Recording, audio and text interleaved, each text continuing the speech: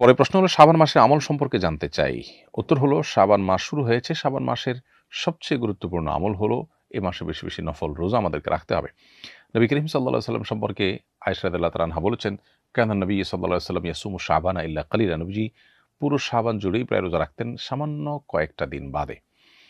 অন্য আরেক হাদিসে আসছে যে তিনি শাবান মাসে যত রোজা রেখেছেন এত রোজা অন্য কোনো মাসে আর রাখেননি। এজন্য শাবান মাস বেশি, বেশি নফল রোজা রাখার মাস।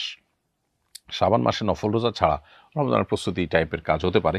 স্পেসিফিক কোনো আমল আর দ্বিতীয়টি নেই।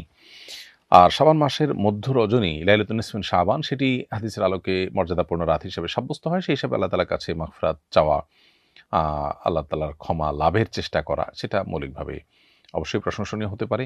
কিন্তু এই রাতকে ঘিরে আমাদের সমাজে বহু কাজ হয় যেগুলো কোরআনের সাথে কোনো সম্পর্ক নেই এবং এটাকে ভাগ্য নির্ধারণের রজনী হিসাবে আমরা যারা মনে করি সেটাও সঠিক ধারণা নয়। তো শাবান মাসে বেশি, বেশি নফল রোজা রাখা উচিত, বিশেষ করে শুরুর দিকে, মাঝের দিকে। তবে শেষের দিকে রোজা রাখা অনুচিত এবং নিরুৎসাহিত করা হয়েছে বিভিন্ন বর্ণনা, বিভিন্ন হাদিসে। আমি নিয়মিত কোরআন তেলাওয়াত করি। অভ্যস্ততার ফলে পিরিয়ড চলাকালীন সময়ও মাঝে মধ্যে কোরআন তেলাওয়াত করে ফেলি। এতে কি আমার গুনাহ হবে? যদি আপনার ইচ্ছার বাইরে মুখ দিয়ে কোরআন তেলাওয়াত চলে আসে নিজের অজান্তে, তাহলে সেক্ষেত্রে গুনাহ হবে না। কারণ মানুষের ইচ্ছার বাহিরে বা মানুষ ভুলে কোনো কিছু করে ফেললে তার জন্য আল্লাহ তাআলার কাছে দায় থাকে না। এটা ইনশাআল্লাহ আপনার আল্লাহর কাছ থেকে আপনি ক্ষমা পাবেন এটার ফলে।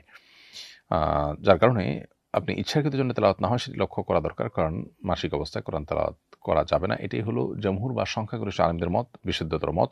যদিও ইবনে তাইমিয়া রাহিমাহুল্লাহ সহ বর্তমান আরব উলামাদের অনেকে, বিশেষ করে সৌদি আরব আলেমদের অনেকেই মাসিক অবস্থায় কোরআন তেলাওয়াতকে অনুমোদন করেন।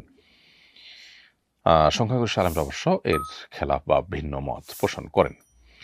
লা হাওলা ওয়ালা কুওয়াতা ইল্লা বিল্লাহিল আযীম পাঠ করার উপকারিতা জানতে চাই। লা হাওলা ওয়ালা কুওয়াতা ইল্লা বিল্লাহ